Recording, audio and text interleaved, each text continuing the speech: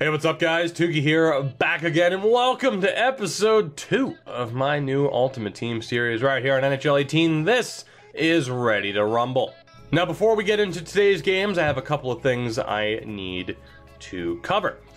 First and foremost, let's go over the rules one more time. I will say you can also find them in the description, but we've altered a couple of things based on your feedback from the last episode. Of course, the first rule, Chris Rumble has to be involved. He's the namesake of this series.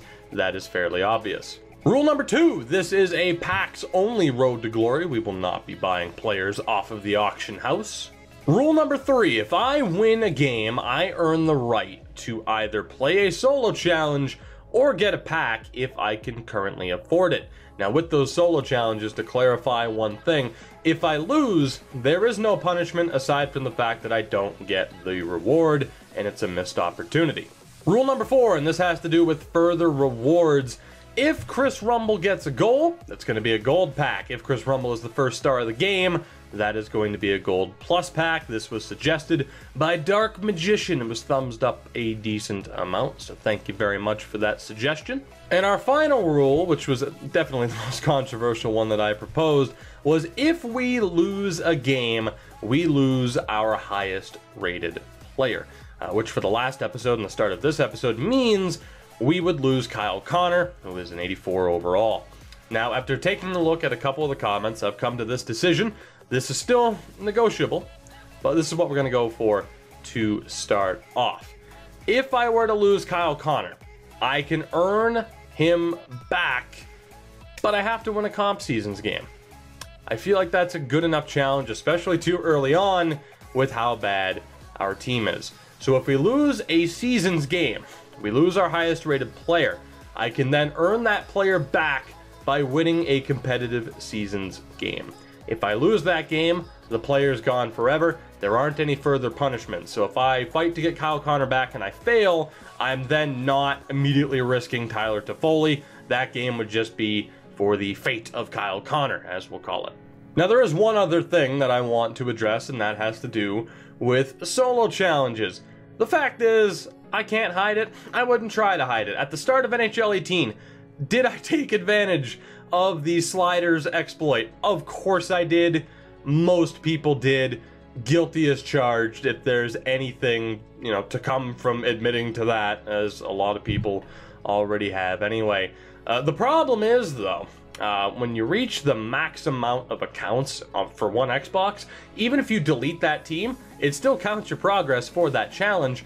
So the best 3-star challenges, the special teams challenges, those will not be available to us. So we are going to miss out on potentially a great chance to get some great rewards to build up this team even further. Now, I did also complete the first team challenge against Colorado. Unfortunately, I lost that footage, and I'm having to re-record this intro, which is a little bit of a pain in the ass because of all the rules I'm having to name over again.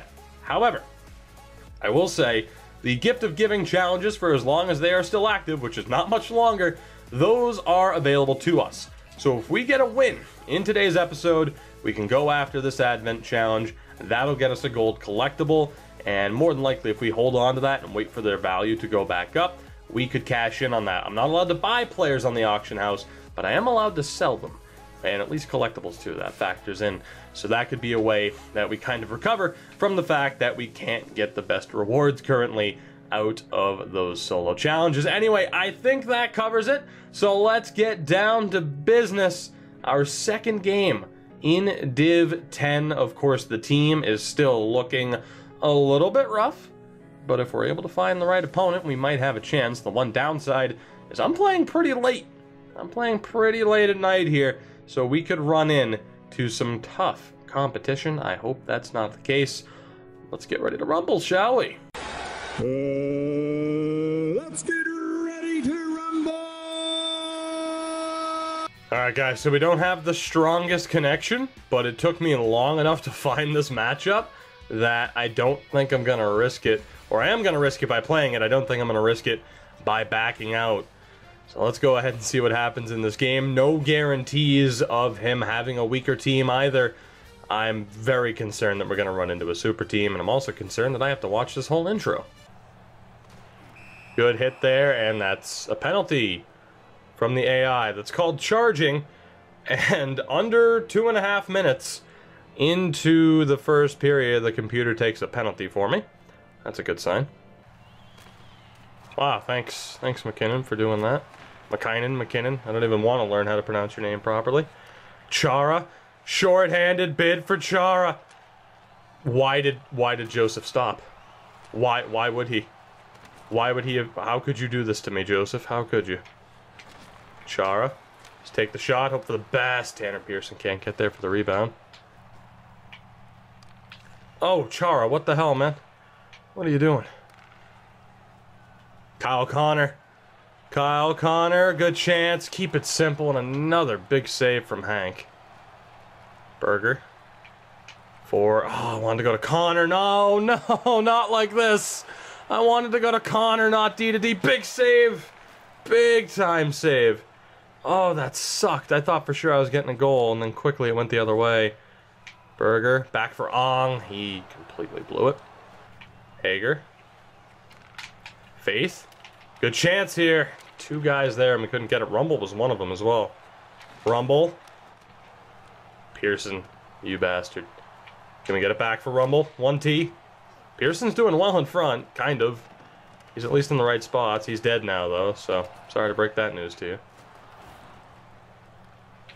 Hager for Rumble.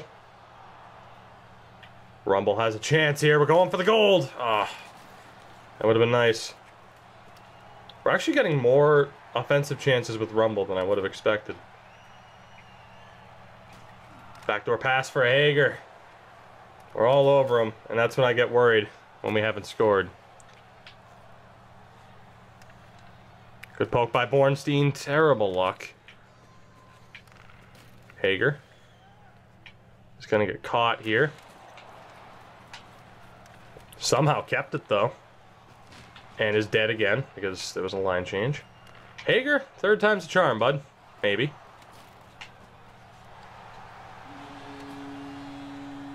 I mean, am I a piece of garbage for hitting him with that wraparound? Yeah, I think I am. Blades is happy, though. Patrick Hager. Don't be proud of yourself for that one. The worst part is, it looked terrible. Just like the speed of the goal, it looks like a glitch goal. In your opinion, is that type of wraparound a glitch goal? Am I a piece of garbage for scoring that? Let me know what you think. Chara for Kyle Connor. Has the speed. Has the moves. Poke check from Hank. And a freebie for Matthew Joseph. I'll take it. I will take it. Thank you very much for that goal. We're up 2-0.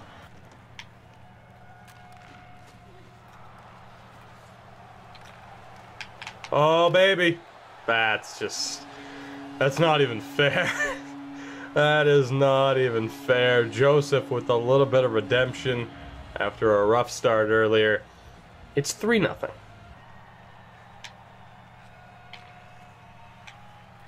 Joseph for Pearson. I'm proud of myself for that one. Not so much for the wrap, but I'm proud of myself for that one. Understandably, that is the rage quit, as Tanner Pearson just hands Henrik Lundqvist his jock.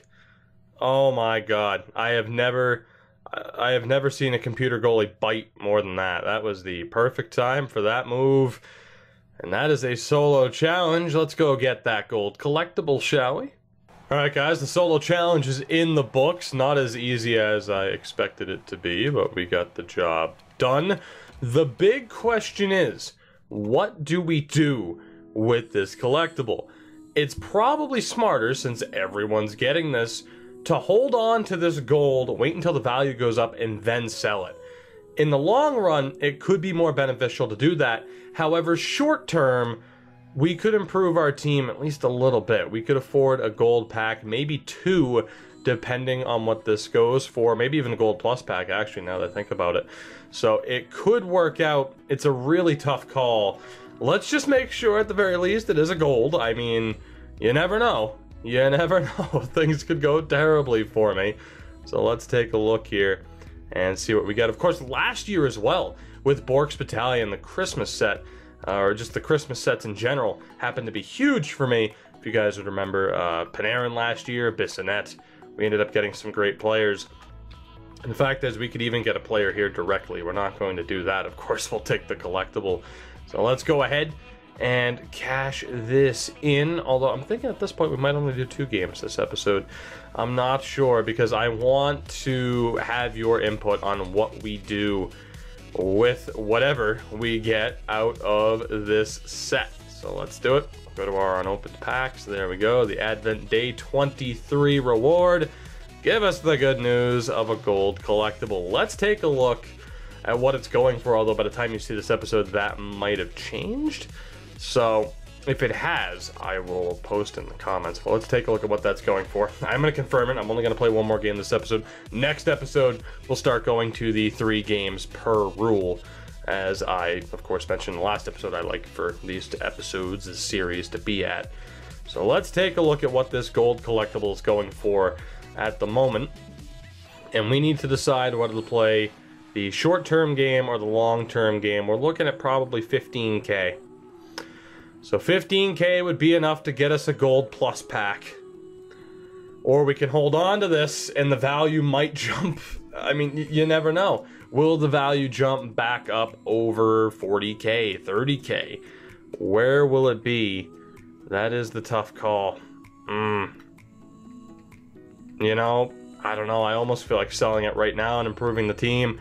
It's such a major decision. It is such a major decision. This one for 14.